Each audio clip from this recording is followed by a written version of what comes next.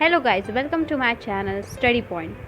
तो आज के इस वीडियो में हम लोग पढ़ने वाले हैं हॉर्नबिल बुक के फर्स्ट चैप्टर को, जो कि है the portrait of a lady, जिसके राइटर का नाम है खुशवंत सिंह।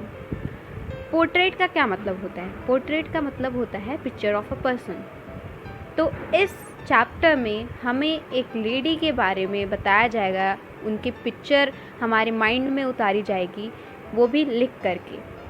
तो चलिए इस चैप्टर को पढ़ते हैं।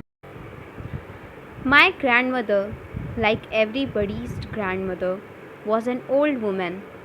She had been old and wrinkled for the 20 years that I had known her. तो अब माई ग्रैंड मदर, यहाँ पे माई कौन है? नैरेटर हैं, और हमारे नैरेटर का नाम है खुशवंत सिंह। तो वो कहते हैं कि मेरी ग्रैंड मदर, जैसे कि सबकी ग्रैंड मदर होती हैं, एक बूढ़ी सी औरत हैं। और व्रिंकल्ड का मतलब तो आप सब जानते होंगे, झुर्रियाँ। तो यहाँ पे राइटर बता रहे हैं कि उनकी दादी माँ बूढ़ी हैं और उनकी झुर्रियाँ पड़ी हुई हैं फेस पे, और ये ऐसा जो है वो पिछले 20 साल से, जब से वो उनको देख रहे हैं, जान रहे हैं, तब से उनको वो सेम उसी कंडीशन में मिलती हैं।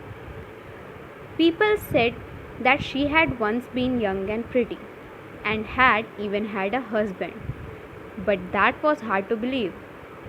तो ऐसा नैरेटर कहते हैं कि ऐसा लोग कहते थे कि वो एक ज़माना था जब वो यंग और प्रिटी हुआ करती थी और उनके एक हस्बैंड भी होते थे, लेकिन ये बात हज़म कर पाना मेरे लिए मुश्किल थी। हार्ड टू बिलीव मतलब कि मैं इस बात को मान ही नहीं सकता था कि वो कभी यंग और प्रिटी भी होंगी। माई grandfather's portrait hung above the mantelpiece in the drawing room. तो यहाँ पे ग्रैंडफादर की अब बात की जा रही है। तो मेंटल पीस का मतलब होता है the shelf over fire place. तो यहाँ पर नैरेटर कह रहे हैं कि मेरे दादाजी का जो पोर्ट्रेट है, मतलब जो पिक्चर है, वो किसके ऊपर टंगी हुई है? वो जो शेल्फ होती है फायर प्लेस के ऊपर, उसके ऊपर हंग है, टंगी हुई है। He wore a big turban and loose fitting clothes, और उन्होंने बड़ी सी पगड़ी, टर्बन मीन्स पगड़ी, पहनी हुई है, और लूज फिटिंग क्लोथ्स मतलब ढीले ढाले कपड़े पहने हैं। His long white beard covered the best part of his chest and he looked at least 100 years old. अब उनके बारे में और बता रहे हैं कि वो कैसे दिखते हैं। तो आप सब इमेजिन करते हुए चलिएगा कि कैसे कैसे नैरेटर उन्हें डिस्क्राइब कर रहे हैं। तो उनके जो मूछें हैं, बियर्ड मीन्स मूछें, उनकी मूछें लंबी हैं, वाइट हैं, और covered the best part of his chest का मतलब उनकी चेस्ट तक पूरा लंबी सी हैं और वो पूरा चेस्ट तक कवर कर रही हैं। And he looked at least 100 years old, और उनको देख के लगता है कि वो कम से कम 100 साल के होंगे। He did not look the sort of person who would have a wife और children. Sort of means type of.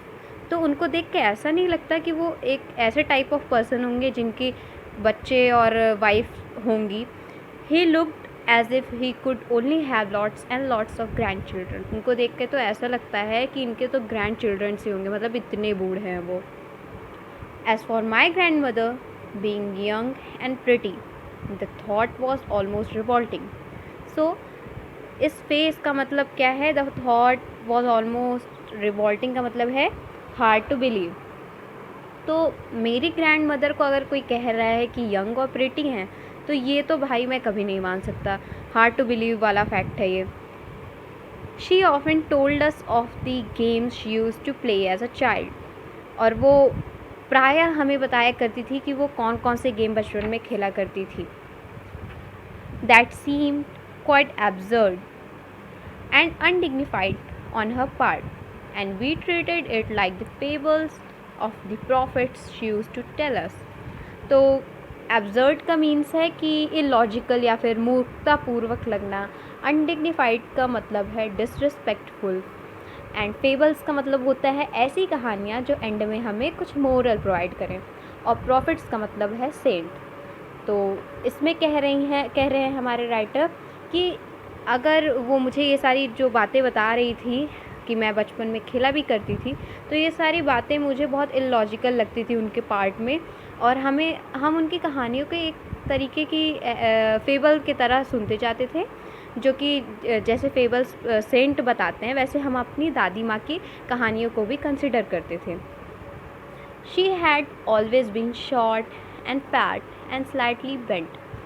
तो वो हमेशा झुकी हुई रहती थी, थोड़ी फैट भी थी और शॉर्ट थी।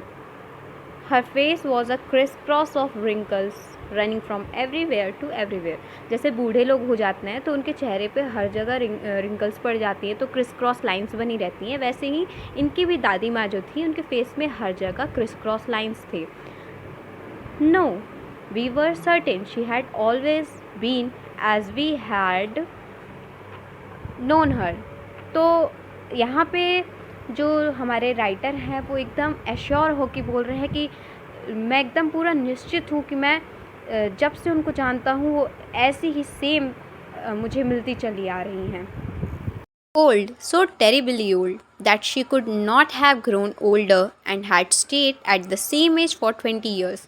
अब नैरेटर यहाँ पे कहते हैं वो इतनी बूढ़ी थी कि वो सेम एज पर जैसे टिकी ही हुई हो और उससे ज़्यादा बूढ़ी वो हुई ही ना हो पिछले 20 सालों से। She could never have been pretty but she was always beautiful. Pretty का मतलब है यहाँ पर बाहरी सुंदरता, और ब्यूटीफुल मतलब आप मन से कितने अच्छे हो, क्योंकि प्रिटी और ब्यूटीफुल दोनों वर्ड सेम है। तो यहाँ पर आपको ये बात मार्क करके रख लेनी है इस चैप्टर में, बहुत इंपॉर्टेंट है। तो वो भले ही बाहरी सुंदरता उनके पास ना हो लेकिन वो मन की बहुत अच्छी थी।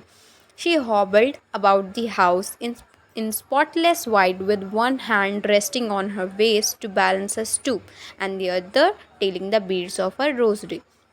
हॉबल्ड का मतलब वॉकड इन एन ऑकवर्ड वे, और स्पॉटलेस का मतलब बेदाग, और स्टूप का मतलब बेंड वंस बॉडी फॉरवर्ड, तो ऐसे जैसे आगे झुक करके चलते नहीं हैं बूढ़े लोग ऐसे।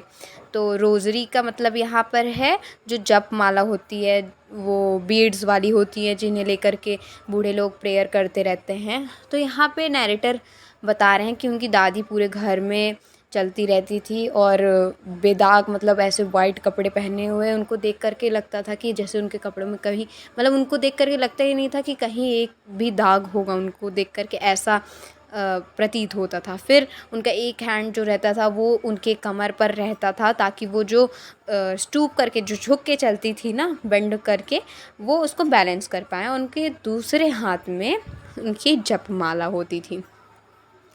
Her silver locks were scattered untidily over her pale puckered face and her lips constantly moved in inaudible prayer.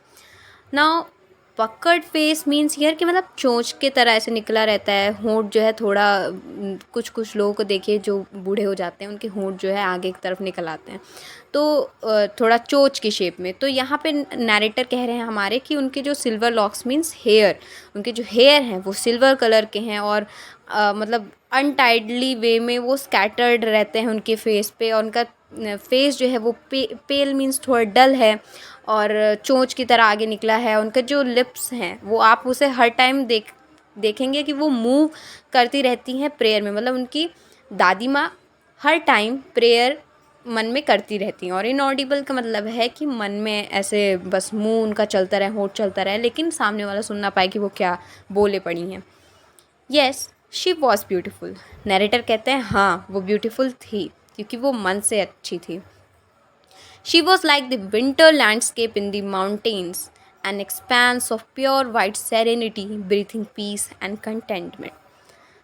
आगे यहाँ पे कहा जा रहा है कि वो उनको देख के ऐसा लगता था कि वो माउंटेन का जो वाइट लैंडस्केप होता है, जब आप माउंटेन पे रहते हैं, बर्फ़ से ढका हुआ माउंटेन, हर जगह वाइट कलर के माउंटेन आपको दिखे तो मतलब आपको शांति से अंदर से मिलती है, पीस का एहसास होता है। तो उनको देख कर के भी ऐसे ही एक शांति का एहसास होता था, और मतलब उनको देख करके ब्रीथिंग पीस एंड कंटेंटमेंट का मतलब उनको देख करके ऐसा आभास होता था कि मतलब हम पीस और शांति और मतलब कंटेंटमेंट का मतलब होता है संतोष को का एहसास कर रहे हैं, को महसूस कर रहे हैं, ऐसा। My grandmother and I were good friends. मैं और मेरी ग्रैंड मदर बहुत अच्छे दोस्त थे। My parents left me with her when they went to live in the city and we were constantly together. Parents मुझे दादी माँ के साथ छोड़ करके सिटी में रहने के लिए चले गए और फिर उसके बाद से हम रेगुलरली साथ रहते थे। She used to wake me up in the morning and get me ready for school. वो मुझे सुबह उठाती थी और मुझे स्कूल के लिए रेडी करती थी। She said her morning prayer in a monotonous sing song while she bathed and dressed me in the hope that I would listen and get to know it by heart. तो monotonous का मतलब होता है कि थोड़ा boring वे में वो prayer को, मॉर्निंग प्रेयर को बोलती रहती थी जब मुझे वो नहलाती और ड्रेसअप करवाती थी। और वो ऐसा इसलिए करती थी क्योंकि उनको आशा थी कि मैं भी उन प्रेयर को सुन करके, उनकी प्रेयर को सुन करके उनको उस प्रेयर को दिल से याद करूँगा। I listened because I loved her voice but never bothered to learn it. तो यहाँ पे नैरेटर जो थे वो उनकी प्रेयर को सुनते तो थे क्योंकि उनको उनकी दादी माँ की आवाज़ पसंद थी, लेकिन कभी भी उन्होंने ये कंसर्न नहीं दिखाई, कोशिश नहीं की कि वो उसे सीखें। Then she would fetch my wooden slate which she had already washed and plastered with yellow chalk. फिर उसके बाद वो क्या करती, उनकी वुडन स्लेट जो होती थी, पहले हम सब बचपन में हमको याद होगा वुडन स्लेट होती थी और क्या कहते हैं उसमें चॉक से हम लोग लिखते थे। तो मैं तो लिखती थी, अब आपको पता नहीं। और फिर यहाँ पे यही कहा जा रहा है, यही नैरेटर बता रहे हैं कि वो उनकी वुडन स्लेट को लेके आती थी जिसको वो धुलती, फिर उसमें कुछ येलो चॉक से उसको जो है प्लास्टर करती, मतलब कुछ होगा येलो चॉक जिससे मतलब प्लास्टर करने के बाद उसमें और अच्छे से लिखा जाता होगा। फिर एक अर्दन इंक पॉट रहती थी जिसमें जो है रेड कलर की पेन वो रख देती थी और इन सबको एक बंडल में टाई अप करके उनको दे देती थी। After a breakfast of a thick stale chapati with a little butter and sugar spread on it we went to school. तो ब्रेकफास्ट जब उनका हो जाता था, ब्रेकफास्ट में वो खाते थे मोटी रोटी, बासी, स्टेल मीन्स बासी मोटी रोटी जिसमें थोड़ा बटर लगा हो और शुगर स्प्रेड की हुई हो, तो उसको वो खाते थे, फिर वो स्कूल जाते थे। She carried several steel chapatis with her for the village dog, और साथ में वो जो बासी रोटियां रहती थी वो विलेज के, गांव के कुत्तों के लिए भी लेके जाते थे। My grandmother always went to school with me because the school was attach to the temple. मेरी ग्रैंड मदर जो थी वो मेरे साथ स्कूल हमेशा इसलिए जाती थी क्योंकि मेरे स्कूल से जो है टेम्पल जो है वो अटैच्ड रहता था, जुड़ा हुआ रहता था। The priest taught us the alphabet and the morning prayer. जो पुजारी जी होते थे वो हमें अल्फ़ाबेट लिखना और मॉर्निंग प्रेयर ये सब कुछ सिखाते थे। While the children sat in rows on either side of the veranda singing the alphabet or the prayer in a chorus, my grandmother sat inside reading the scriptures. तो जो children होते थे वो एक साइड बैठ करके वरांदा में ये जो अल्फ़ाबेट और प्रेयर रहते थे उन्हें कोरस मतलब सब लोग साथ में गाते थे, सिंग करते थे, जबकि उनकी ग्रैंड मदर अंदर जो है बैठ करके स्क्रिप्चर्स मतलब होली बुक्स को पढ़ती थी। When we had both finished, we would walk back together. जब हम दोनों ही अपने काम को ख़त्म कर लेते थे तो हम साथ में वापस आ जाते थे। This time the village dogs would meet us at the temple door. अब इस बार जो विलेज डॉग होते थे हमें टेम्पल मतलब जो मंदिर थे उसके दरवाजे पे मिलते थे। They followed us to our home, growling and fighting with each other for the chapatis we threw to them. तो जो दादी माँ और ये नैरेटर जो चपाती फेंकते थे, तो जब भी वो चपाती फेंके तो जो डॉग्स होते थे वो आपस में फ़ाइट करने लगते थे उसके लिए। और ग्राउलिंग मतलब जो साउंड कुत्ते निकालते हैं, डॉग्स निकालते हैं, लो साउंड रहती है, लो पिच, तो वैसी साउंड निकाल करके वो हमें फॉलो करते आते थे, हम उनको देते थे और वो ऐसी साउंड निकाल के आपस में फ़ाइट करते हुए खाते चले आते थे। When my parents were comfortably settled in the city, they sent for us. तो सेंट फॉर अस मतलब यहाँ की बुला लिया। तो जब उनके पेरेंट्स जो है कंफर्टेबली सेटल हो गए सिटी में तो उन्होंने उनको बुला लिया, दादी माँ और नैरेटर को सिटी में रहने के लिए। That was a turning point in our friendship. तो ये जो पॉइंट था, ये जो बुलाना था उनका, यही एक फ्रेंडशिप में उनकी दरार सी साबित हुई। और ये क्यों टर्निंग पॉइंट साबित हुआ, ऐसा क्या आया दिक्कत, उसके लिए आप लोग नेक्स्ट पार्ट को देखिएगा ज़रूर। Till then bye bye, take care, subscribe to my channel. Thank you for watching.